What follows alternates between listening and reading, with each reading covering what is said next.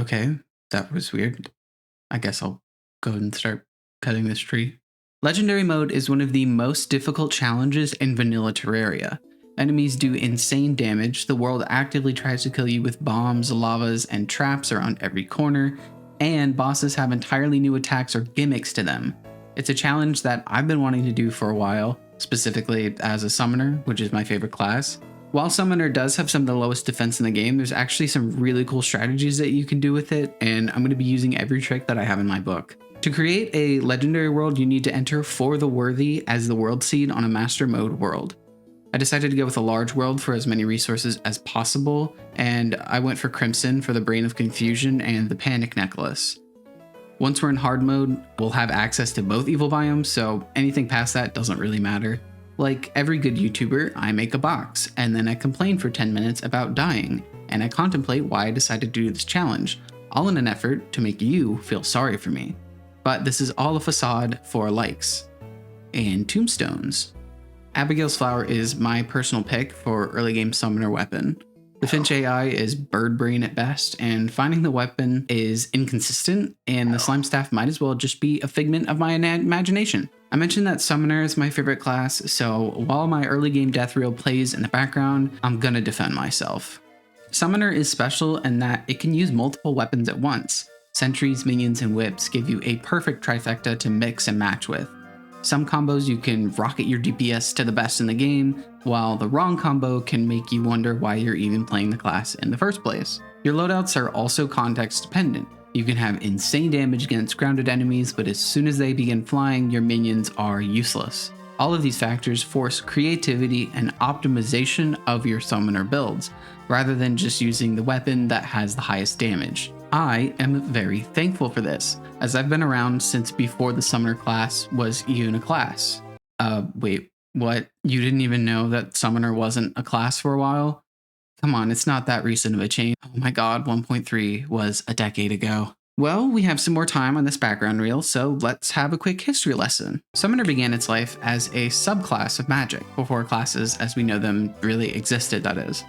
The summon weapon consisted of anything with the word summon, so things like minions, but also the Crimson Rod, Nimbus Staff, and Clanger Staff were all fair game for a summoner playthrough. There were no whips, there was no summoner emblem, there were only 3 options of minions that were in pre-hard mode, and the summoner had some of the weirdest progression in Terraria history. Be thankful that you don't have to fight the twins with spiders and imps, or Queen Bee with 2 slimes. Oh, that's not that bad. We didn't have whips. We didn't have sentries. Those didn't exist yet. There was also no Finch Fur Cloak. Queen Bee with 2 slimes. Good luck. Thankfully, back in the day, you could still skip a lot of progression by fishing up the Reaver Shark and going straight to hell for the Imp Staff. Instead of grinding for the Slime Staff, we did this for hours. When the Reaver Shark was nerfed, we thankfully already had whips, so we just killed a few eyes or worm segments, and then we went down into Hellstone. But by that point, there are so many other pre-hard mode options that this wasn't really a necessary way to progress, but I'm getting ahead of myself. In 1.3, which was released in 2015, the summoner was finally recognized. It was given its own damage class, it was given an emblem from the Wall of Flesh, and it was given an entire pillar in the lead up to the new final boss. The class was still a pain to play, however. Even with all of the new weapons and the treatment, the new mode, Expert, was still very, very difficult for summoners. The problem mainly lied in the Wall of Flesh, where your damage was so low that whenever you would get a kill, it would still be at the end of the world. Like a lot of times the screen would start moving as the wall fell. I just want to point out that the only thing added to pre-hard mode in 1.3 was obsidian armor. Still didn't have whips, we didn't have vampire frogs, we didn't even have flinxes, we had none of that. It still was just imps. But finally, 1.4 released. This update completely changed the game for summoners. With one update, the summoner was catapulted into one of the best classes at almost all progression levels in the entire game. It's impossible to overstate how the new minions and the whips changed the game. An actual early game weapon was not hidden behind a final boss, not located in the underworld, and not dependent on a 0.01% drop chance. there was also another fantastic alternative minion for the Wall of Flesh that was added. They also gave us incredibly fast flying minions for early hard mode. We had good minions for all progression levels now, but that paled in comparison to the whips. Infinite Pierce, tag damage for more minion DPS, whip stacking to abuse the special buff that each of them gave. We still had some of the lowest defense in the game, but now the damage was blowing past what each class could do. Melee, mage, and range struggle at different points of progression, but we had tools to circumvent everything. The sudden spike in power is pretty contentious in the Terraria community, and I do feel that the class is a little bit overpowered with all the tools that we've been giving, but it feels so good to be a summoner past 1.4. Abigail, which is my choice for the best starting weapon, is actually the newest minion from the Don't Starve crossover, and our second weapon, the Flink Staff, is the second newest weapon. We're still getting a ton of love even updates after 1.4. We're even getting a new slime whip in 1.4.5, making early pre-hard mode, which used to be this, into a class with multiple progression methods. Melee might be Relogic's favorite child, but I think Summoner might be close behind now. Okay, Summoner history lesson over. How's the world doing? Yeah, that sounds about right. So during that lesson, I actually managed to find Hermes boots, a lot of life crystals, a cloud in a bottle, and even some water walking boots. Pretty good luck for this early in the game. After about an hour of Flink's death boxes, we made the Flink Staff for a new minion and the Flink's fur coat for another minion slot. I guess, despite the history lesson, I actually haven't explained the mechanics of Summoner yet, so let's talk about it so that you guys have a little bit of context for some of the strategies that come later in the run. So as a Summoner, what do you do while your minions do all the damage? Summoner builds on a sort of trifecta of different weapons. And the first one that we're going to talk about are minions. Summoning staffs can, well, summon the minions to fight for you. The amount you can have at one time is determined by your minion slot, which is an invisible number that you can't see or never have access to. You have a single slot naturally, but you can increase it with armor, accessories, summoning potion, and a special workstation. I really hope that they implement some sort of visual way to see it later in these updates. It's kind of confusing. Each staff will summon a different minion, and each minion has different AIs and different gimmicks. Some minions attack from range, some attack from melee, some apply debuffs, some ignore defense. There's a huge range that we have at our disposal. Each minion doesn't really change your summoner playstyle, but it can lead to some interesting decisions on what minions you want to use in a fight that takes into account things other than just the damage number. So what do you as a summoner do while your minions are constantly doing damage for you? Well, minions are only one piece of this trifecta, and the other one that we're going to talk about are whips. Whips are the most active form of damage that we have, and it can be even more consistent than our minions if we're working with bad minion AI. When we strike an enemy with a whip, sometimes they'll apply special debuffs, but what they all have in common is something called tag damage. Tag damage adds a flat damage number to our minions' attacks, so minions that hit more often or hit faster get more use out of it than minions that hit a little slower. To know if your minions are going to get this bonus, you'll see a little circle on the enemy, which also means that your minions are targeted onto that enemy so they won't get distracted. For this second trifecta part of our summoner damage, we have two options. First is the Leather Whip from the Zoologist, who moves in after you have filled out 10% of the bestiary, which is about 54 entries, and it costs about 10 gold. It's pretty easy to get passively, but the one that you can actively work for is the Snapthorn. It's crafted from various jungle materials, and it can be a little annoying to get in hard mode, but it is leagues better than the whip that is sold by the Zoologist. It can apply poison enemies, which is a really nice damage over time effect, and it'll give you a little buff that makes your whip attack speed a little better. It's way better than the Leather Whip, and I highly recommend to get this as soon as possible. Just remember that you're going into the underground jungle. It's really annoying. The jungle also gives us a lot of other cool things than just the snapthorn, so it's going to be our next destination. Never mind. The main thing that the goblin army unlocks for us is access to the goblin tinkerer and his workbench. But I'm going to use this to show something else that summoners can do. Take a look at this. The minions get stuck under the door here. The archers can't get a good angle on me, and the projectiles from the mages can be destroyed with a single whip crack. I can just stand here and do the least amount of work possible. Remember that this is legendary mode, by the way. God, I love this class. Just like the snow biome, I think that you should make a small house with a bed at the entrance to the jungle because you're going to be dying a lot. There's a ton more lava in legendary mode. The contact damage of all of the enemies is increased. Hornets now explode into stingers when they die, and there's just a ton more traps. So having an instant respawn is pretty good. We're on the lookout for those various jungle materials that I mentioned for our snapthorn, but we're also looking for jungle chests because they have some pretty good loot. Feral claws are good for whips. Anklet of the Wind is great for movement. Staff of Regrowth is great for potion farming, and fiberglass fishing pole is great for fishing, which we're going to have to do a lot of. Speaking of fishing, we can find variegated lardfish in the underground jungle, which allow us to make summoning potions. Along with the Flink's fur coat, we now have 3 total minion slots. There's something else in the jungle. It's really good for minions. I can't remember. Maybe we'll come back later. I don't know. But now, the stars are calling my name.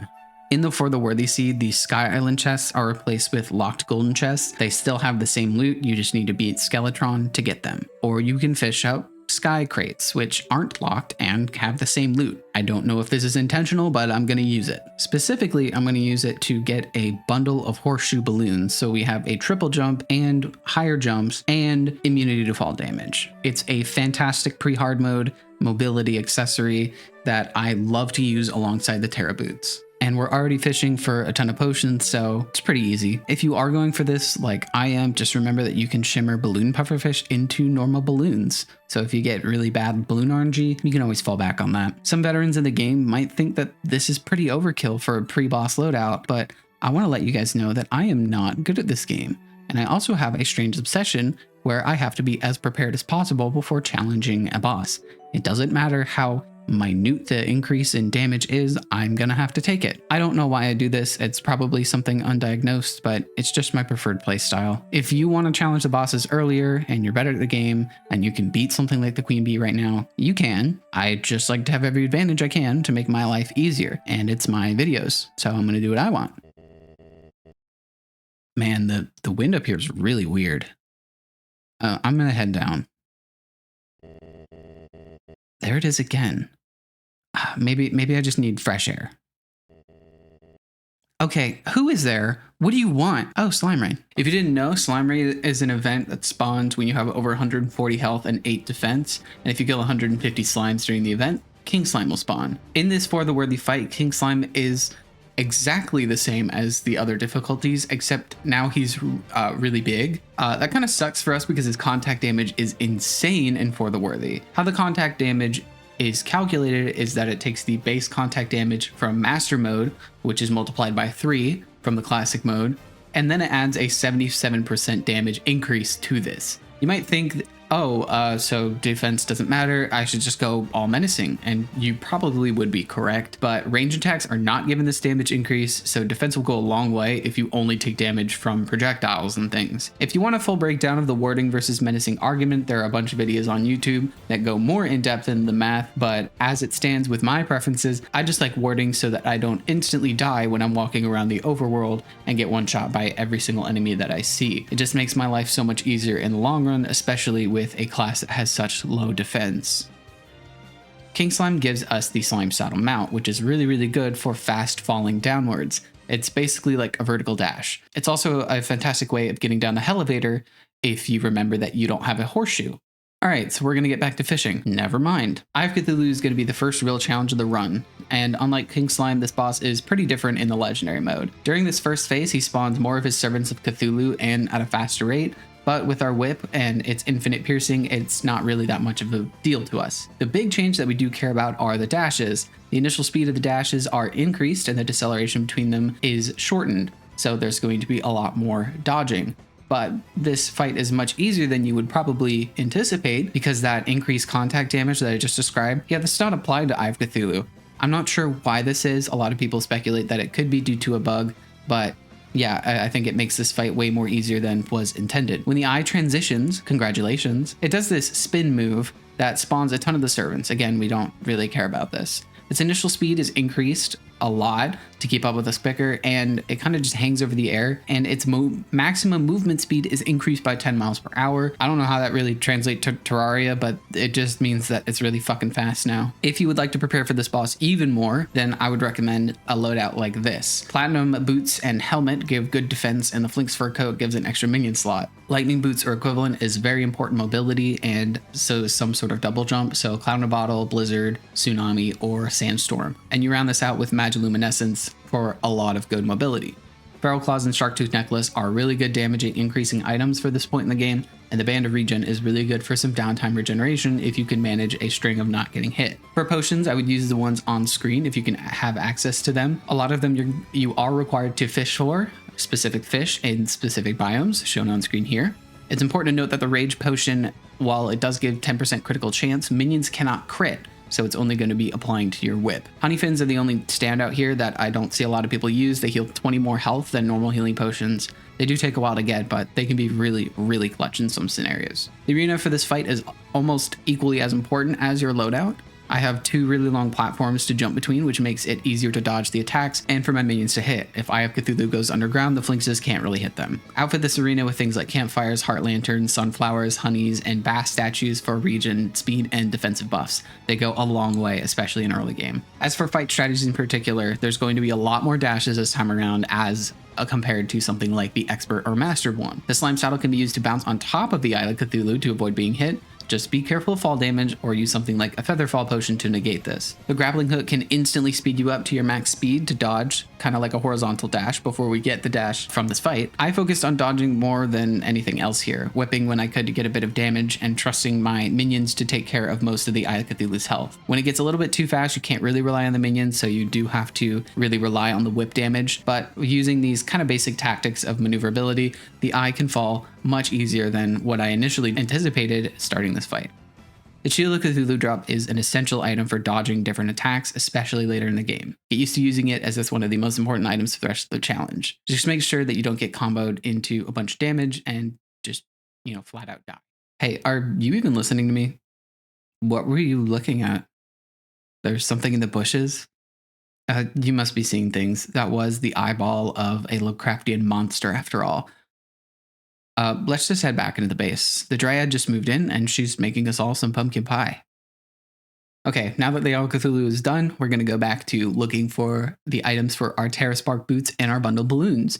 I still really need a Blizzard in a bottle, so I'm going to go into the snow biome. Son of a... wait, this is good. From the Blood Moon, we can get the aforementioned Sharktooth Necklace, but what I'm really after is the Vampire Frog Staff, my favorite PreHardmode weapon. Why? No reason. Anyways, this item is only dropped from Wandering Eyefish and Zombie Merman, only found by fishing in a Blood Moon. If you have the water walking boots, I recommend doing this at the ocean. It's just a free platform where no other mobs will really bother you too much. Just be careful of the jellyfish, they will hurt you a lot. Most of my night was pretty unlucky, but at around 2:30 in the morning, during the final hours of the moon, it dropped. So what did we get from all that fishing? Well, we got a bunch of bass statues, a mining chisel, a conch, most of the Terraspark items, most of the bundle balloon items, the fish I need for potions, and a lot of money. All things very important for the rest of the run.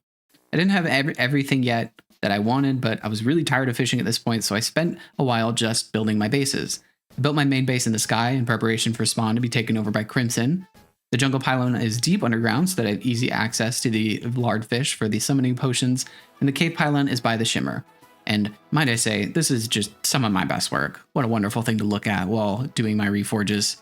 Just fucking glorious. After this, I decided it's finally time to take on our next boss. Except not really, I just lied to you. You see, they may have patched that Reaver Shark progression skip out of the game, but you can still get the progression materials from the Brain of Cthulhu and the Eater of Worlds without actually defeating the boss. These can be crafted into a new pickaxe in the best summoner armor in PreHardmode. Euphoric Piercing, by the way, I love 1.4 summoner. You may notice a slight change in the fight compared to normal, but that's not important right now since we didn't really plan on taking this fight seriously. Although we did get quite close. With our new pickaxe, we just slurp up the Hellstone. I mean, Jesus, look at me go. Imps are one of the most iconic minions in Terraria, and it always feels amazing to get them in a playthrough. The projectiles they shoot may be pretty slow, but they pack a punch, pierce, and what they don't immediately kill slowly just burns to death. Vampire frogs can out-damage them in some situations, but more often than not, these are the best you can get in pre-hard mode. Additionally, we're going to make some obsidian armor, our first dedicated summoner armor and the best one in pre-hard mode. It provides much needed defense and a huge buff to our whip attacks. Now that we have some of the best weapons at our disposal, it's time for a little bit of a boss rush. With our new loadout, we first make our way over to the Brain of Confusion just to smooth him out a little bit, make him a bit more aerodynamic, you know. We 1.4 summoner him down until the second phase where the DPS race begins. And for the worthy, this boss has 20% more damage, 21 extra defense, and 3 times as much speed. As if that wasn't enough, he also has that flips you upside down thing in his second phase, which is irreversible, and his shadow is fully opaque, so you just kind of have to guess which one it is the entire time. This fight is much tougher than it would seem, but luckily the progression skip, we have lots more damage and defense, so we can DPS race him down faster than he can DPS race us.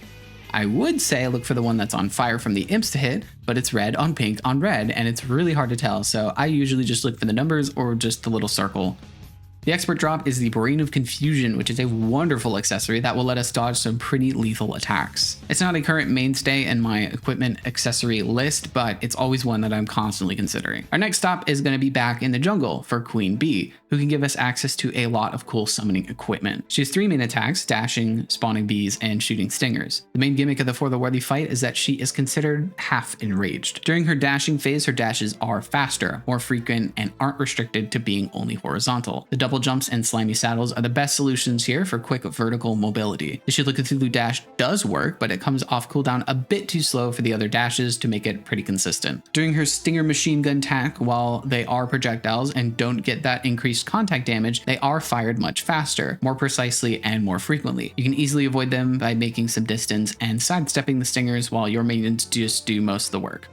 Either minion can work here. Frogs do a lot of damage when she's stationary, but they have a hard time hitting her when she's moving around, and imps are kind of the opposite, where they're good at hitting her when she's moving around, and while they can do a lot of damage while she's sitting still, they don't do as much to the frogs. The queen actually unlocks an overwhelming amount of stuff for summoners. Her materials can be used to craft the bee armor, which used to be the only summoner armor pre-hard mode, but is no longer, and it can also help with crafting the hornet staff. Bee armor is more suited to a minion summoner build, while obsidian is more tailored for whips, and I tend to lean more towards the obsidian here. The hornets function a lot similarly to the imps, but their attacks don't pierce and they inflict poison instead of damage, which does help with something like the Wall of Flesh, but it's just kind of overall less damage. Cool on progression, but at this point, I think that it's kind of a waste. Bee armor with hornets and the hive pack is a really cool combo though, so don't entirely sleep on it if it's something that you want to try out. Once the witch doctor moves in, we can buy the imbuing station, which powers up our whips, and the pygmy necklace for an additional minion slot. This is one of the very few dedicated summoner accessories in the game, and whenever I beat Queen Bee, this thing hits my inventory like Mjolnir. After defeating the world boss, the Tavern Keep will then spawn somewhere in the world, which gives us access to a new event, which is more or so tailored for summoners. That is, if you can fucking find him. I spent so long looking for him that I found the rest of my TerraSpark boot components and a freaking slime staff. After hours of searching, I gave up, I went home, and I found him right side of my base. God, I just love this game sometimes. The Old One's Army is a tower defense style game where we protect this crystal from oncoming alien blizzard invaders. One of the main ways to deal with all these enemies is with the third member of our summon damage trifecta, sentries. Think of these as just immobile minions. They're just more passive damage onto our kit. They don't benefit from things like tag damage, nor do they actually target our marked enemies, but they are really nice supplemental damage, and it's just kind of free, so it's really nice to have. They also have some really cool niches for boss strategies later down on the line that we'll get to in just a moment. But right now, the Tavern Keep will only sell us 4 different sentries. I won't waste your time with all the details, but there's one with lingering AoE, there's a pierce one, there's a boom shooter, and then there's one that's boom on the ground. The piercing and the lingering AoE are the best. I don't really ever see anyone use anything else, and I don't recommend that you use anything else. Starting out, we only have 1 sentry slot, just like minions, but there are ways to increase it. During the event, we actually aren't restricted by these sentry slots. It's only limited to the number of mana crystals that we have. Each summoned sentry costs about 10 mana crystals, and you get more with each wave. As the further in we get to this game, this event will get stronger and stronger and give us more rewards, but for now we only have to survive for 5 waves. A mix of imps and frogs here is my preferred loadout. And if you stand right in the middle and just don't move, the imp fireball will pierce a ton of enemies and do a lot of damage. Do this as much as possible. The only real time that you're gonna have to move is to pick up the mana crystals and to defeat the mini boss that spawns during wave 5. This mini boss can drop accessories that increase our sentry slots, and a war table, which is an interactable table that also increases our sentry slots, making 3 sentries in total. There is only one other sentry in pre-hard mode, and it's guarded by Deerclops. I don't really have a strat for this boss because she just doesn't despawn, so I just bash my head into her until she dies. Upon death, she can drop the Houndius Shootius. Allegedly. I killed her like 4 times and I didn't get it. So here's a gif on the wiki. It's kind of just like a shotgun. We're moving on. In my frustration, I went back to fishing and finished up my bundle of balloons. Let's show off that nice use case I have for sentries that I just mentioned. Never mind. Yep, so the footage for Skeletron was corrupted. During the fight, Dark Casters are going to be summoned by Skeletron. If we place that persistent AoE sentry on them, they just won't shoot us and will take constant damage. And for the Scarf and the Worm table, we have enough to keep a lot of them in check. So it's basically just a normal Skeletron fight. As for the boss itself, he's a lot faster, but it's still basically the same. Like the expert mode fights, I recommend to take his hands out one at a time, preferably very close together. I'm making it easier than it sounds, but it's really, really hard, and the increased contact damage means that you're going to die in about 1 or 2 hits. Especially if a Dark Caster messes you up at the wrong time. While he's spinning, you can just die instantly. It took me about 3 attempts, but I finally managed to take down Skeletron and enter the dungeon. The dungeon sucks. I hate the dungeon. There's spooky skeletons everywhere, lock chests that you need to farm those skeletons for. There are spikes everywhere. You have to talk to women. It's everything I ever fear. What I don't fear though is the loot inside the dungeon. The bewitching table gives us a buff with an extra minion slot, and the alchemy table gives us a chance to retain potion ingredients when we craft potions. The only other things in here for us are the cobalt shield for later crafting, and the shadow key to find life force and heart reach potions in the shadow chests in the underworld. If you don't fish and you want to grind gold keys now for the sky chest, you can do that now. Additionally, with all the bones and the cobwebs that we find, we can make the spinal tap, which is the best whip in pre-hard mode. With Skeletron defeated, that marks every single pre-hard mode boss that we can defeat and gain something from. It's actually really cool for summoners to have a reward for pretty much everything in the game. Pre-hard mode, I think, is one of the best gaming experiences, and while hard mode isn't terrible, it's just not as ironed out as something like pre-hard mode. Every boss unlocks something new and cool for almost every class, and it all culminates in a really fun progression system, especially for summoners. But there is one more boss in pre-hard mode. A boss that I consider to be historically the hardest boss for summoners. The Wall of Flesh. Like I mentioned in our history lesson before, the Wall of Flesh was very difficult to kill on any difficulty before the introduction of whips. It slowly moves from one side of the world to the other, which forces you to run away like a little coward and take it down before you run out of space in the world. If you've seen any Master Mode or Wall of Flesh summoner kills before whips, they were often killing it as they were moving from the center of the screen, meaning that they were at the end of the world. The damage output for summoners was just so low at that time, and you had to take significant risks to get any meaningful health off of the wall. Currently, with whips, it's much more manageable of a boss unless you're talking about legendary fight. In this mode, the Wall of Flesh is actually smaller and 10% faster, making it harder for you to hit it and for your minions to hit it. Sentries will only get maybe 1 or 2 attacks off before getting left behind, and when you actually do manage to get some hits in, the wall has more defense, so they're doing less damage. And the worst part of all are the fire imps.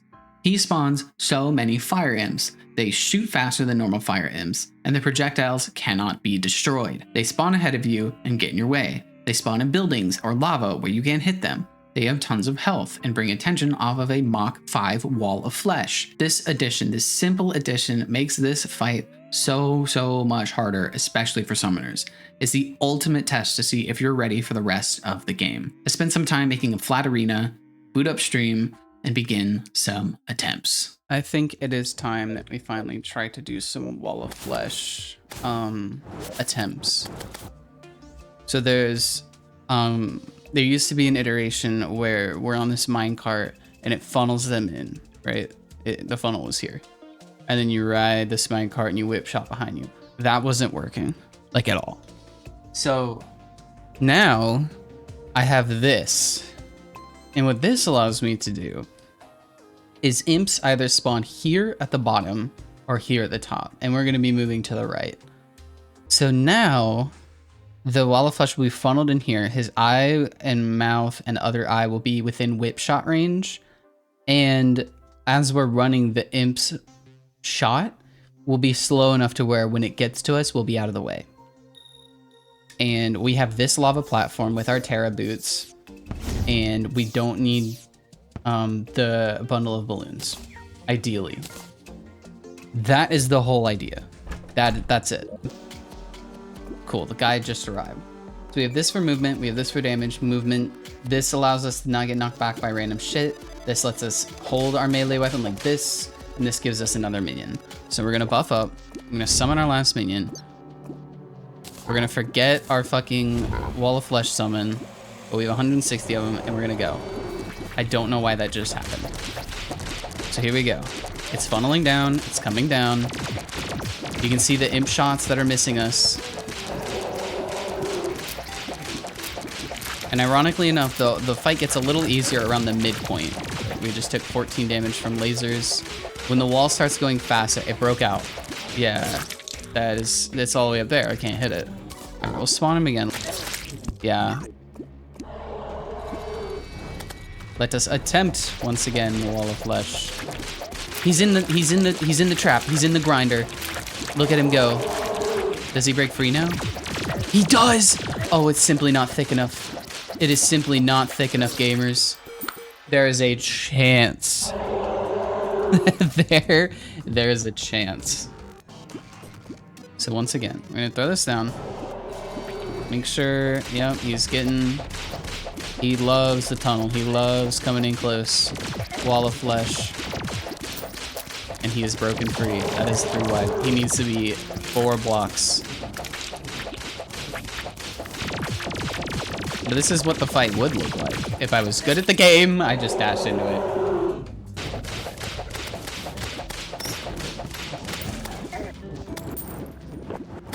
Oh, fuck, I dashed. Let me at him. Let me at this fucker. I'm gonna get him. I don't need no goddamn arena. Fucking kill this guy. Kill this guy.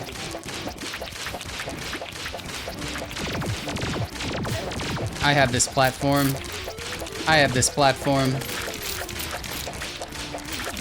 Original idea. The original. We're testing. We're going back to the basics. Reviewing. Oh, yeah. 4 months. 4 months of attempts, and I had nothing to show for it. No arena could do it. No loadout change could do it. No strategy change could do it. I simply was not good enough to beat the Wall of Flesh. I was entirely prepared to end the video here, actually, raising the white flag in defeat. I don't really consider myself to be that good at Terraria, and doing a legendary summoner playthrough, I already kind of knew could end up in flames. But one day, I just booted up stream. I had to play it at least one more time before officially giving up. Something was itching at my brain. The funnel almost worked. It was so close. Maybe a couple more dart traps to keep the imps from shooting, or some other copium idea, but I just had to try it. And if this didn't work out, I was actually going to give up. I spent most of the stream recreating the tunnel for like the 5th time, which took several hours of building it, tearing it down, building it again, tearing it down again, mining the lava, only for all of it to not matter in the end. But this time, it was different. This had to be different. It had to be. If you've made it this far in the video, thank you seriously so much for watching. If you haven't noticed, I'm still very new to YouTube, so this YouTube video took me a long time to make. Most of this was streamed on my Twitch account, so go follow me over there. We're currently working through hard mode on this challenge, and I have a ton of other gaming challenges in the works.